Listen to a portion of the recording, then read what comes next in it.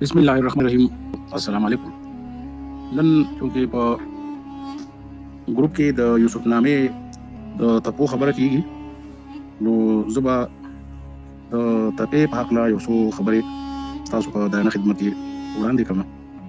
او هغه داسې چې تپه په اصل کې د هندۍ ژبې ټکی دی.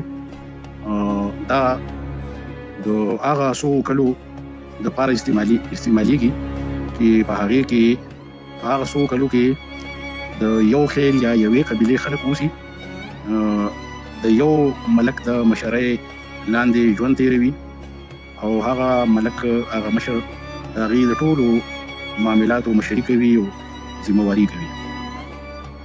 تپه په اوله کې ویلی شي چې دا تپه ټکې تپله وه، وروسته د زیات استعمال په وجه دا تپه جوړه شوه.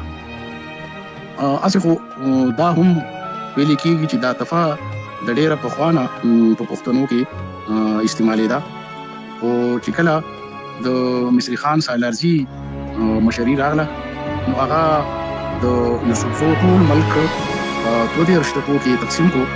د دې ټپو دا تقسیم د یوسفزو د ټولو قبیلو او خیلونو د تنظیم دپاره و، او د هرې تپې هره تپه ځان له یوه انتظامي یونټ او دا د دې انتظامي یونټ به خپل یو مشر و، او هغه مشر به بیا بره په مرکز کې د دې خپلې تپې نمایندګي کوله. د اوله کې که دا 32 تپې وې، خو بیا وروستو د تپې دا نوم د هغه 32 تپو نه زیات شو. اوس که مونږ د ټولو یوسفزو د تپو ذکر کوو، نو بیا دا 32 نه دي، بلکې دا ډېر زیاتې راځي. وروستو بیا د هر یو خیل خپل علاقې بېله بېله تپه یادول شروع کړل. لکه زه به دا ووایم چې دلته کې په رانیزو کې په اوله کې دا ټوله یوه تپه یادېده، خو بیا وروستو حلیمزي یا علي خیل بېله تپه یاده شوه، عثمانزي، بهرام خیل، عثماني خیل او سلطان خان خیل بیا په بېلو بېلو تپو یادېږي. په همدغه رنګ په اتینزو کې هم اتینزي هم یوه تپه وه.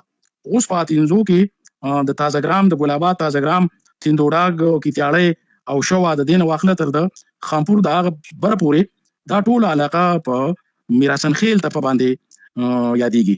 نو مخکې خو دا مصري خان سالارزي په 32 تپو کې په انتظامي لحاظ سره دا ټول یوسفزي خیلونه او قبیلې تقسیم کړي وي، او په هغه وخت کې د یوسفزو دا ملک دومره نه و لکه څومره چې په موجوده وخت کې دی.